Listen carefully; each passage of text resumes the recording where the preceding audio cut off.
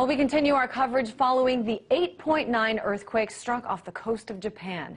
Now the after effects include not only aftershocks, but fears of a radioactive fallout after a Japanese nuclear power plant northeast of Tokyo is having some major issues.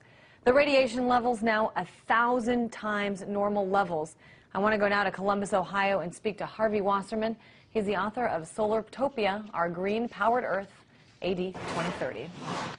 Harvey, I know we spoke a few hours ago, but I wanted to get the latest. As the sun comes up in Japan and the radioactive levels get extremely high, can you tell us what's happening?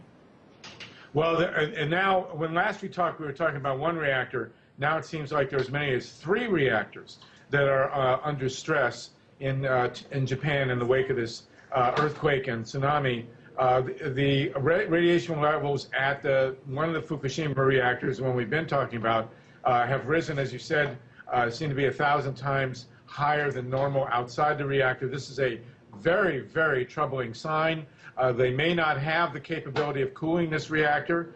They've admitted that what appears to be the case is that the batteries and even the backup generators are not working.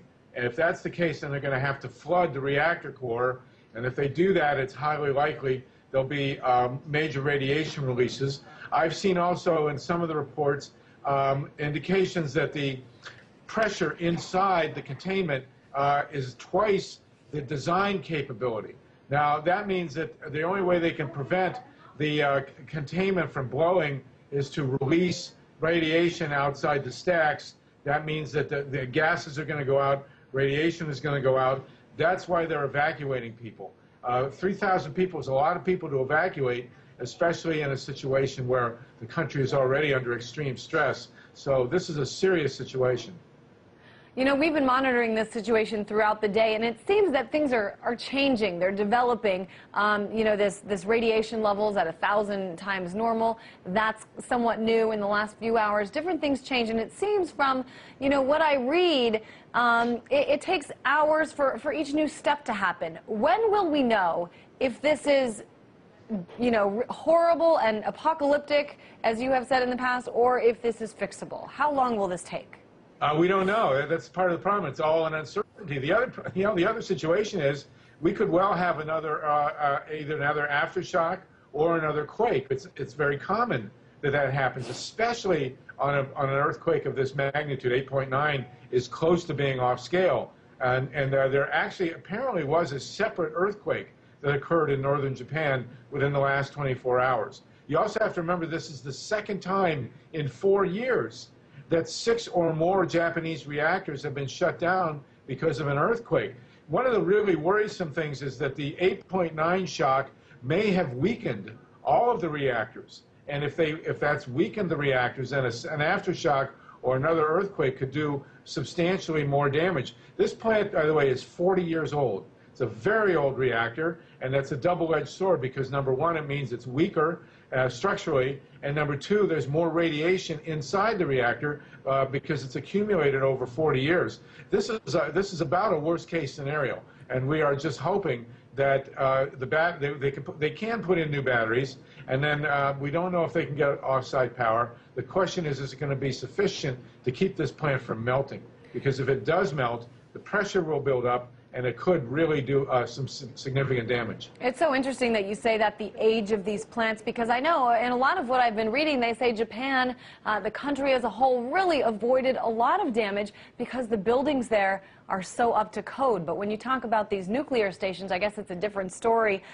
40 years, probably a lot of things have not been updated. I want to know what you think about the strategy used so far in this response. I know there's only one strategy. There's only one strategy, and that is to pump water and keep this thing cool. And if they can't keep it cool, then they're going to have to dump water in there, and then you're really taking your chances because you don't know what's going to happen. Because in an older reactor, we have something called embrittlement. That means that the metal in the reactor has been bombarded for 40 years now with extremely hot water and with radiation. And one of the issues we've dealt with here in the United States on older reactors is there's a fear that if you have an accident and you have to dump in water in the emergency core cooling system, If it hits embrittled metal, the metal will shatter. And if the metal shatters inside this reactor, we've got then you're talking a potentially apocalyptic situation. You don't even have to breach the containment because the radiation will go out the stacks. There's no way to keep that from happening.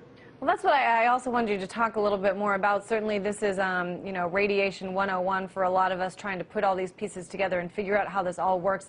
But, one of our guests talked about containment methods that should usually be used in this situation, and yet we're seeing instead this steam, potentially radioactive steam, being released into the air. Why released into the air as opposed to, using these containment methods? Because the containment's not strong enough to contain the pressure inside what's going on there. So in order to alleviate some of the pressure, they're trying to do a controlled release. This was also done at 3 Mile Island. The pressure inside is just too great. I would bet there's probably a hydrogen bubble in there as well. And hydrogen is extremely dangerous if it's concentrated because it can explode.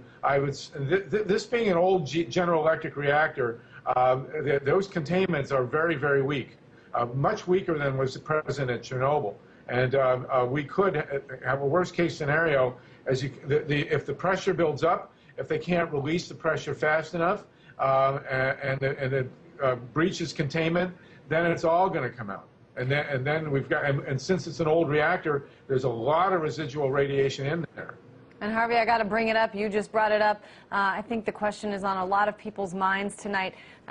This year, we're coming up on the 25th anniversary of that disaster at Chernobyl. A lot of people seeing quite a bit of similarities here. Certainly that disaster in the Ukraine. So many after effects being felt today that will be felt for lifetimes to come.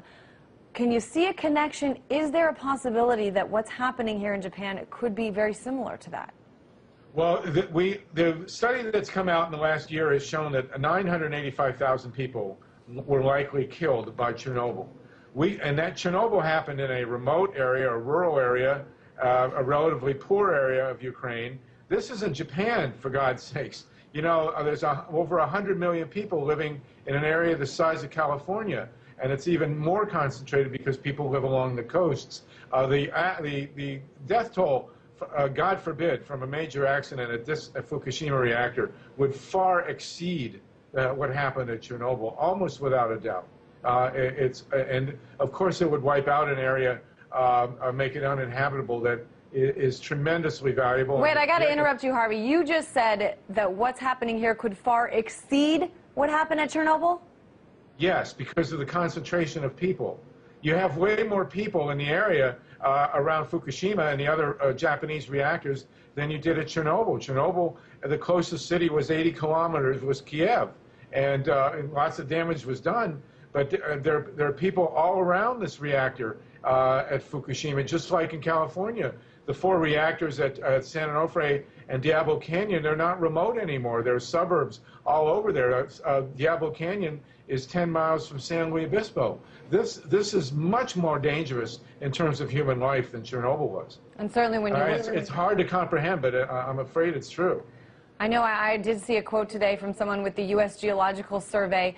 It said that the energy radiated by this quake is nearly equal to 1 month's worth of energy consumption in the United States. Certainly puts it in perspective for you. Harvey Wasserman, author of Solartopia, Our Green-Powered Earth, AD 2030.